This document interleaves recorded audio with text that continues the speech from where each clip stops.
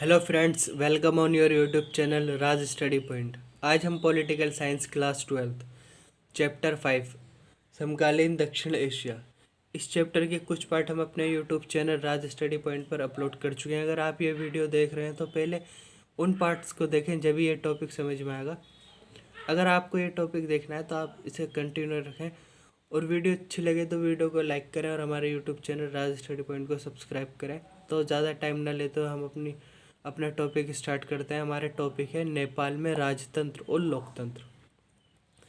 इससे पहले के टॉपिक्स में हम पढ़ चुके हैं कि दक्षिण एशिया क्या है, पाकिस्तान में लोकतंत्र और सेना कैसे काबिज हुए और बांग्लादेश कैसे बना, उसमें कैसे सैनिक शासक आए, कैसे लोकतंत्र की दोबारा से स्थापना हुई। इन सब बातों का हम अध्ययन कर चुके हैं। अब हम पढ़ेंगे नेपाल में राजतंत्र और लोकतंत्र, इन दोनों का नेपाल में क्या है उनका अध्ययन करेंगे। नेपाल अतीत में एक हिंदू राज्य था। नेपाल जो था वह अतीत में यानी कि पास्ट में एक हिंदू राज्य था। फिर आधुनिक काल में कई सालों तक यहाँ संवैधानिक राजतंत्र रहा। फिर बाद के कई सालों तक यहाँ संवैधानिक राजतंत्र रहा नेपाल में। संवैधानिक राजतंत्र के दौर में नेपाल की राजनीतिक पार्टियां और आम जनता ज़्यादा खुले और उत्तरदायी शासन की आवाज़ उठाते रहे। जब नेपाल में बाद में संवैधानिक राजतंत्र आया तो उस टाइम में नेपाल की राजनीतिक पार्टियां और वहाँ की जनता ज़्यादा उत्तरदायी शासन की आवाज़ उठाते रहे। लेकिन नेपाल के राजा ने सेना की सहायता से शासन पर पूरा नियंत्रण कर लिया और नेपाल में लोकतंत्र की राह अवरुद्ध कर हो गई। नेपाल के जो राजा थे उन्होंने सेना की सहायता से पूरी तरीके से शासन पर नियंत्रण कर लिया था और नेपाल में लोकतंत्र की राह अवरुद्ध हो चुकी थी।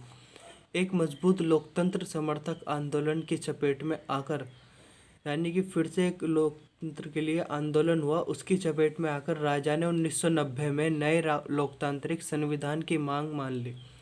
फिर से राजा ने 1990 में एक नए लोकतांत्रिक संविधान की मांग मान ली।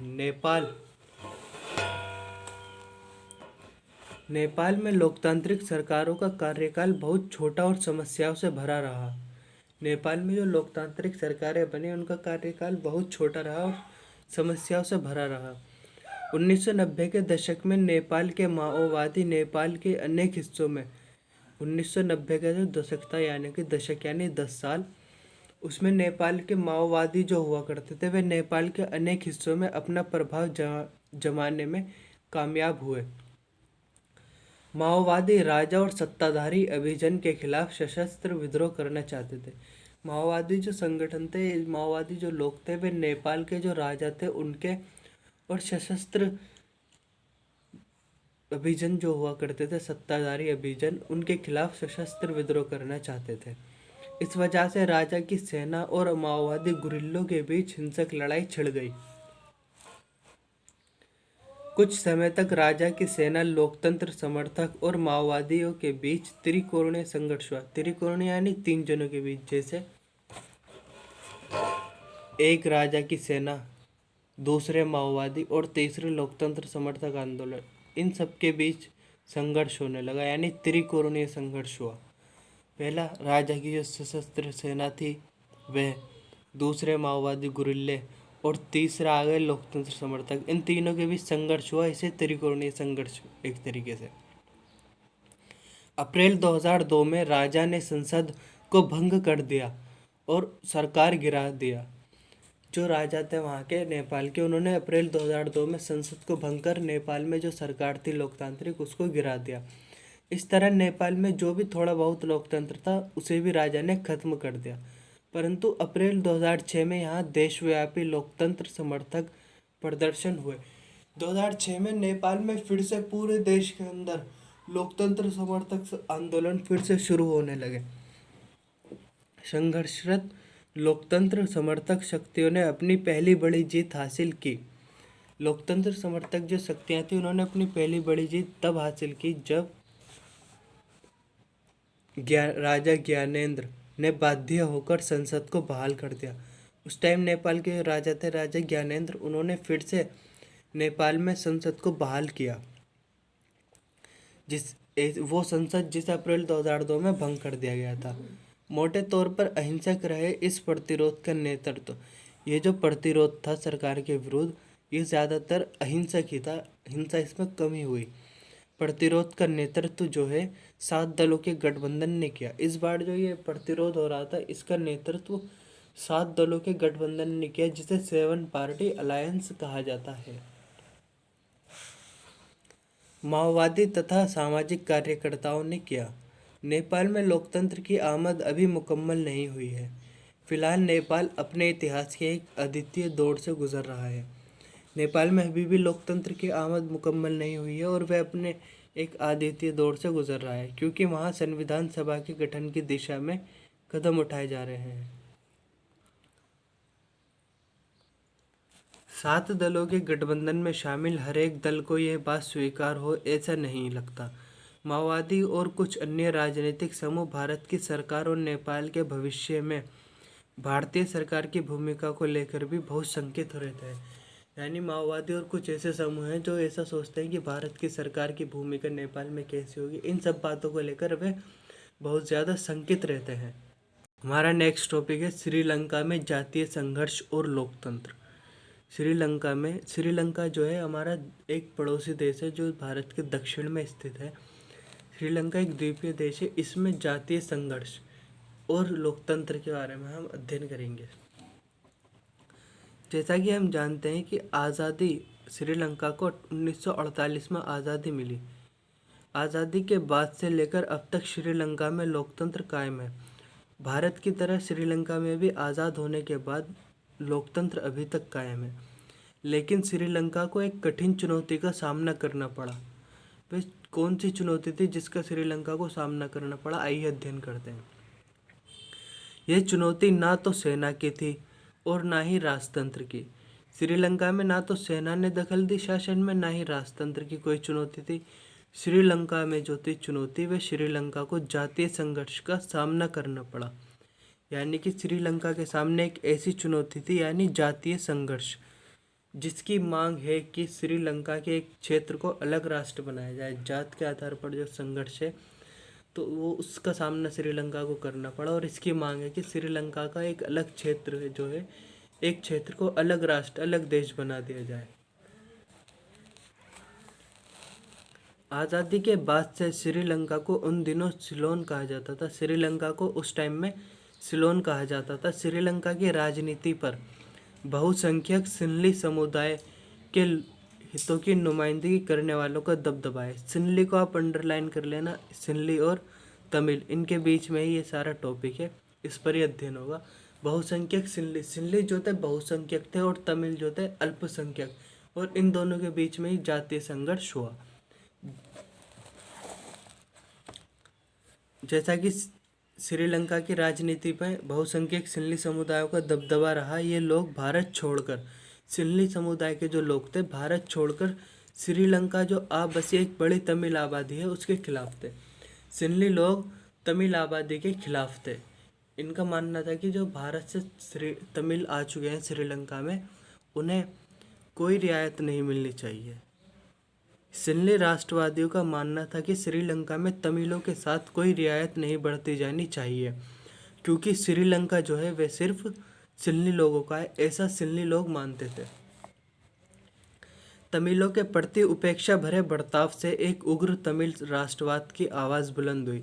जब तमिलों के साथ ऐसा व्यवहार होने लगा तो उग्र तमिल राष्ट्रवाद की आवाज़ बुलंद हुई। 1983 के बाद से उग्र तमिल संगठन लिबरेशन टाइगर्स ऑफ तमिल इलम लिट्ठे, यानी कि 1983 के बाद से ये लिट्ठे तमिलों ने एक संगठन बनाया लिट्ठे, जिसके शॉर्ट फॉर्म से इसका नाम था लिबरेशन टाइगर्स ऑफ तमिल इलम लिट्ठे। इसका नाम भी आ सकता है लिखने के लिए, आप इसको अंडरलाइन कर लेना, एग्जाम में लिट्ठे लिखने के लिए आ सकता है कि लिट्ठे की फुल फॉर्म क्या इंग्लिश में पूछ लेते हैं, तो आप लिखेंगे लिबरेशन टाइगर्स ऑफ तमिल इलम, हिंदी मीडियम के स्टूडेंट्स। श्रीलंकाई सेना के साथ सशस्त्र संघर्ष कर रहा है। लिट्ठे जो है वह श्रीलंकाई सेना के साथ सशस्त्र संघर्ष कर रहा है 1983 के बाद से ही। इसने तमिल इलम यानी श्रीलंका के तमिलों के लिए एक अलग देश की मांग की। तमिल इलम जो है श्रीलंकाई तमिल है, उनके लिए इस संगठन ने एक अलग देश की मांग की। श्रीलंकाई सेना के श्रीलंका के उत्तर पूर्वी हिस्से पर लिट्टे का नियंत्रण है। उत्तर पूर्वी जो हिस्सा है श्रीलंका का, उस पर लिट्टे का नियंत्रण है। श्रीलंका की जो अब हम पढ़ेंगे कि श्रीलंका की जो समस्या है वह भारतवंशी लोगों से किस प्रकार जुड़ी हुई है। चलिए अध्ययन करते हैं। श्रीलंका की समस्या भारतवंशी लोगों से जुड़ी हुई है। भारत की तमिल जनता का भारतीय सरकार पर भारी दबाव है। भारत की जो तमिल पीपल्स हैं उनका भारतीय सरकार पर भारी दबाव है कि वह श्रीलंकाई तमिलों के हितों की रक्षा करें। भारतीय सरकार ने समय समय पर तमिलों के सवाल पर श्रीलंका की सरकार से बातचीत की कोशिश की है। भारत की सरकार ने भी समय समय पर श्रीलंका की सरकार से तमिल के मसले पर बातचीत करने की कोशिश की, लेकिन 1987 में भारतीय सरकार श्रीलंका के तमिल मसले में प्रत्यक्ष रूप से शामिल हुई। भारत की सरकार ने पहले तो बातचीत करी, श्रीलंका से की सरकार से बातचीत करना चाहिए, लेकिन 1987 में इस मसले में प्रत्यक्ष रूप से शामिल हो गई। भारत की सरकार ने श्रीलंका से एक समझौता किया तथा श्रीलंका सरकार और तमिलों के बीच रिश्ते सामान्य करने के लिए भारतीय सेना को भेजा। भारत की सरकार ने श्रीलंका की सेना सरकार से एक समझौता किया और उन दोनों के बीच, श्रीलंका की सरकार और तमिल लिट्टे के बीच एक समझौता रिश्ते सामान्य करने के लिए भारतीय सेना को श्रीलंका भेजा। अब इस सेना के जाने के बाद क्या परिणाम निकलते हैं उनका अध्ययन करते हैं। आखिर में भारतीय सेना लिट्टे के साथ संघर्ष में फंस गई।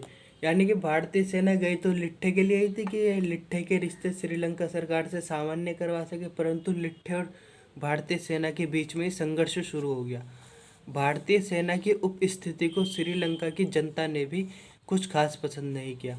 जब भारतीय सेना श्रीलंका में गई श्रीलंका की सरकार और लिट्टे के रिश्ते सामान्य करने के लिए, तो श्रीलंका की जनता ने भी भारतीय सेना की उपस्थिति को पसंद नहीं किया। श्रीलंकाई जनता ने समझा, श्रीलंका के जो लोग थे उन्होंने सोचा कि भारत श्रीलंका के अंदरूनी मामलों में दखलंदाजी कर रहा है, जबकि ऐसा कुछ नहीं था। भारत अब खाली रिश्ते सामान्य कर रहा था, जो एक अच्छा काम था और पड़ोसी देश को करने भी चाहिए। 1989 में भारत ने अपनी शांति सेना को लक्ष्य हासिल किए बिना ही वापस बुला लिया।